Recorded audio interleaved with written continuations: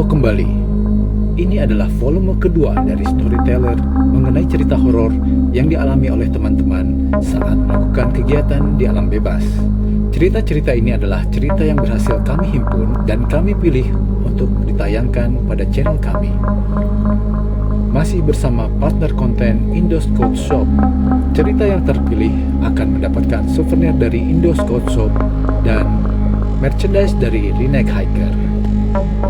Disclaimer bahwasannya Redneck Hiker ini bukan channel horor dan konten ini dibuat bukan untuk menakut-nakuti kawan-kawan semua.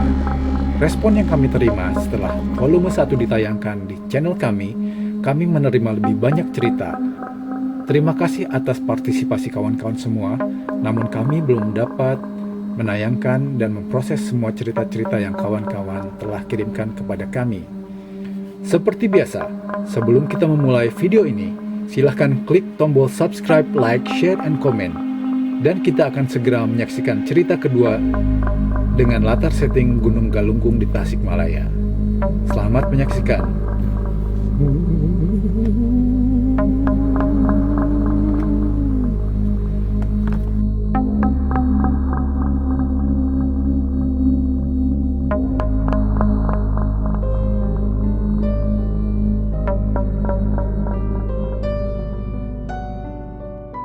Perkenalkan, saya Okta dan saya akan membagikan cerita misterius yang pernah kami alami semasa kuliah.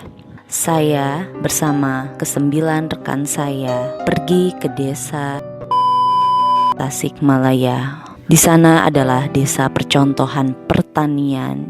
Singkatnya, saya bersama teman-teman saya sudah menyelesaikan praktek lapangan selama 7 hari. Kami berencana untuk pergi berliburan. Di sana ada tempat wisata Kawah Gunung Galunggung, dan di sana sangat terkenal dengan air terjun warna-warninya dan juga pemandian air panasnya yang sangat eksotis. Kami memutuskan untuk berekreasi ke sana dengan menyewa sebuah mobil bak. Akan tetapi di tengah perjalanan cuaca malah terlihat mendung, tapi kami tetap memutuskan untuk pergi. Memang latar belakang dari kami bersepuluh ini berbeda-beda, dan ada teman kami, sebut saja namanya adalah Daniel.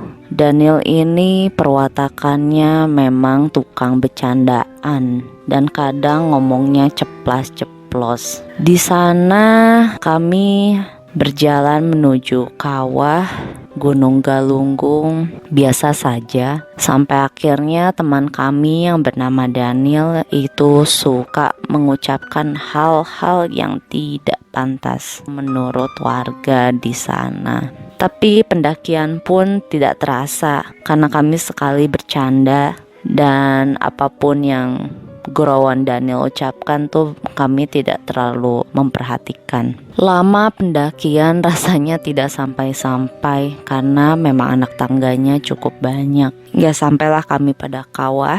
Kami sengaja untuk mengambil spot-spot foto yang sangat menarik karena memang pemandangannya itu sangat luar biasa indahnya. Di situ di dekat kawah kami menyusuri bekas-bekas letusan di masa lalu yang kini sudah seperti ladang yang penuh dengan ilalang. Di situ cuacanya masih belum cukup bagus, tapi karena waktunya sudah menuju jam 3, itu kami putuskan untuk segera pergi ke daerah selanjutnya untuk pemandian air panas, dan di situ kami mulai mendaki. Tapi entah kenapa saya pribadi merasa dalam perjalanan di pemandian air panas Gunung Galunggung ini merasa sangat tidak nyaman. Suasana tuh sepi. Para pengunjung pun tidak terlalu banyak. Kita mendaki karena ingin melihat air terjun yang ada di pemandian. Suasana sudah mulai gelap karena akan sore dan kami khawatir akan turun hujan. Kami sempat berpapasan dengan seorang bapak-bapak karena sepanjang jalan sesekali kami bercanda tentang horor pemandian di tengah hutan, dan kami menyusuri air terjun. Si Daniel pun tercepos ngomong setan apa segala macam. Maka dari itu bapak yang dekat dengan kami memberitahu bahwa tolong selama di daerah ini jangan ngomong sembarangan. Sebaiknya kalian pulang, tidak usah mendaki lagi untuk melihat air terjun Galunggung. Tapi kami sejujurnya bersepuluh itu tidak menghiraukan. Kami masih saja bercanda dan tertawa karena sebelumnya sudah merasakan hangatnya pemandian air panas, jadinya kami tidak terlalu menghiraukan apa yang disebut sama si bapak tadi. Dan tak terasa waktu sudah menunjukkan pukul 4:30 dan kami masih berusaha mendaki untuk mencapai air terjun tersebut. Dan disitulah terjadi. Saya beserta teman saya melihat secara jelas itu ada seorang yang berada dekat bebatuan yang tak jauh dari air terjun. Dan kami berdua menanyakan hal yang sama terhadap teman kami bahwa apakah kalian melihat sosok yang ada di batuan dekat air terjun? Tetapi tak ada satupun teman kami yang melihat hal tersebut. Sosok yang kami lihat berdua ini seperti sosok pria yang sudah tua, yang hanya memakai celana dengan raut muka yang misterius karena pucat. Bulu kuduk kami berdua rasanya merinding. Tetapi kembali lagi Daniel asal ceplas-ceplos. Ngapain setan ditakutin? Orang kita di sini mau asik-asik nikmatin pemandangan, dan kami pun foto-foto.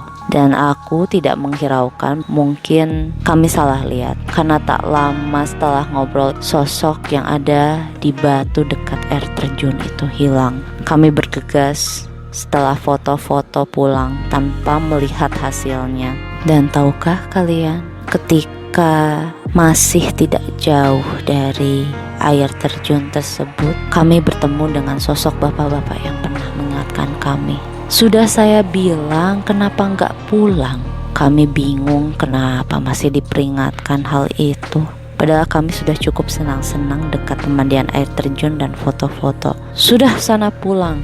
Dan hati-hati kalian kalau akan ada sesuatu yang menimpa kalian. Kami cuman bisa heran, bingung kenapa bapak-bapak itu selalu mengingatkan hal-hal yang setidaknya kami tidak pahami dan menyuruh kami untuk segera meninggalkan tempat tersebut. Karena tiba-tiba kami melihat ke belakang memperhatikan, sehingga teman-teman kami pun sebagian sudah buru-buru cepat pergi, dan hanya tinggal kami berlima yang ada di belakang mengamati bapak-bapak yang tadi sudah hilang, entah kemana perginya. Padahal di belakang itu tidak ada jalan menuju arah manapun kecuali air terjun itu sendiri. Wah, benar-benar merinding. Dan tak lama setelah melihat hal tersebut kejadiannya, ada teman kami yang tadi jalan duluan itu tiba-tiba pingsan. Wah, seketika kami panik. Untungnya kami bersepuluh, hanya 4 perempuan dan 6 laki-laki. Otomatis teman kami yang perempuan yang pingsan itu langsung bisa digotong, dan kami cepat-cepat bergegas pulang karena waktu sudah menunjukkan pukul 5:30 kurang. Kami bergegas pergi meninggalkan tempat tersebut. Dan karena kami di jalan pakai mobil pick up tanpa ada penutup terpal dan lain-lain, malam mulai larut. Perjalanan kami menuju desaku karena sudah mulai gelap. Kami tidak bisa melihat kondisi yang ada di sekitar karena sudah mengalami ketakutan di dekat air terjun Gunung Galunggung. Kami merasa bulu kuduk merinding itu tidak hilang. Teman kami yang satu masih pingsan, dan seketika di jalan kami melihat sosok kuntilanak berbaju putih seperti mengikuti kami, menatap jelas ke kami berlima. Tidak semua Yang bisa melihat sosok tersebut hanya aku dan beberapa temanku yang terakhir kali meninggalkan air terjun Galunggung. Di situ hanya bisa istighfar.